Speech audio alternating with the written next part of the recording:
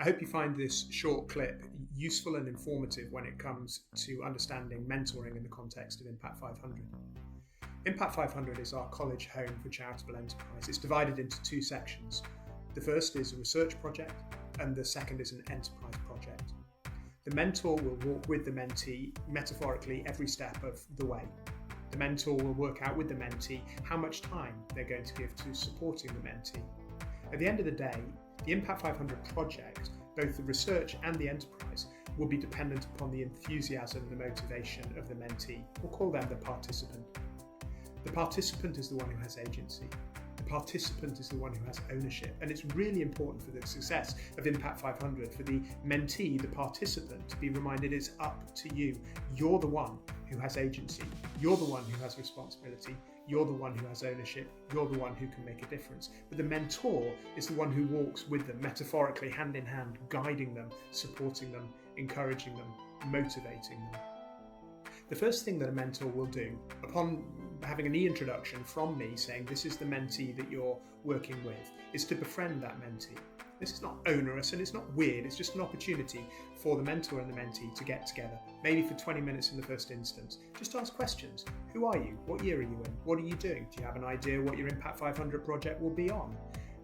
Tell me a little bit about your background. What are your interests? What subjects motivate and inspire you? Now, this is not you being nosy into the life of the mentee, the participant. This is for you to understand a little bit about who they are so that you can support them as they go on in their Impact 500. Befriending, creating a relationship of trust. It's absolutely essential for the success of Impact 500, and that will be in the initial contact, the first 20-minute conversation that you have with them, and then following as well. After you have gone under this initial befriending idea, you're then going to have the role of being an inspirer. The mentor inspires the mentee in both the research and the enterprise projects. The mentee might well know what project they want to look at. They might have a charity or a cause that they're already familiar with. It might be that someone in their family has cancer, so they're going to do cancer research, or Alzheimer's, so they're going to do Alzheimer's research, or they're interested in the environment, so they're going to support the work of Greenpeace, or they are concerned about loneliness in the elderly, so they're going to do some sort of research and project into that. Or it might be that they care about homelessness, or any number of causes or charities that are in line with the United Nations Sustainability Goals.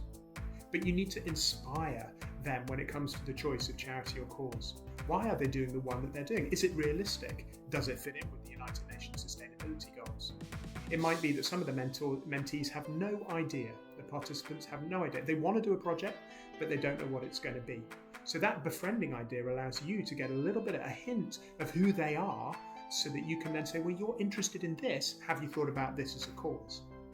That's why befriending is really important, and it leads to this inspiring. When it comes to the second half of Impact 500, they've completed their research project and they're going on to their enterprise project. It's not just about, let's buy 50 donuts and sell them for double the price and get 100 quid. That's okay, but it's not really what we're looking for.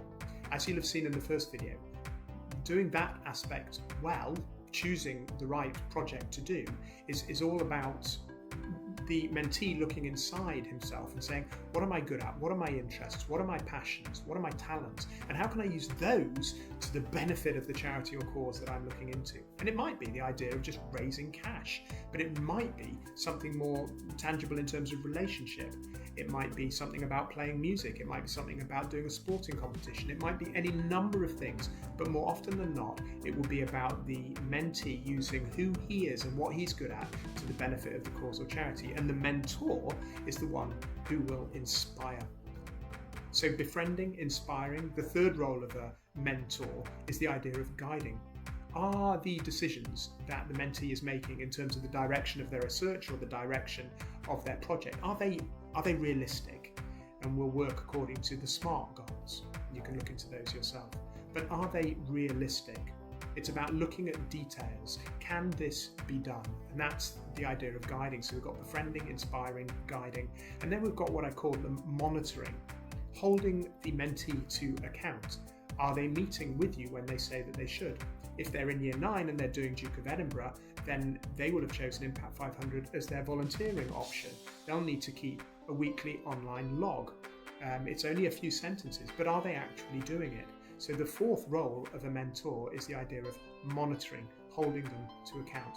And the fifth, and in many ways the most important and the simplest in some ways, but often overlooked, is the role of encouragement. Sometimes the mentee, the participant, will just feel low. They'll get a bit confused, or they'll get lost, or schoolwork mounts up, or they'll just get disillusioned. And it's the role of the mentor to keep chivvying them along. You can do this. Have you thought about this? Giving them that idea of being a light to them, being hope to them. So I hope that this has given you a little bit of understanding of the role of a mentor. Befriending, inspiring, guiding, monitoring, and encouraging, the 5 key aspects of Impact 500 mentoring. What attributes are necessary? Well, I would say that there are many key attributes, but reliability is absolutely essential. If a time has been arranged for the mentor to meet with the mentee and the mentor doesn't turn up, then the mentee is going to lose heart and get a little bit disinterested and disillusioned. Being reliable is 100% important for the success of Impact 500, as is maturity, having sensible ideas and imagination. And we don't all have brilliant imagination, and that's why I'm here and the school prefects are here and other members of staff might have ideas about what charity or cause and how to do the research and what project to actually undertake and how to do it. But having an imagination is also important. And being positive. Might be that the Impact 500 participant is feeling a bit low and disillusioned and not realising the importance of what he's doing. And for you to have that positivity is absolutely essential. So if you have any questions, please do let me know. I will be organising meetings where we can learn more about how to mentor well. I'll be sending out videos with the school prefects that will also allow us to highlight particular aspects of mentoring. But thank you ever so much for getting involved in this absolutely fundamental aspect of Impact 500.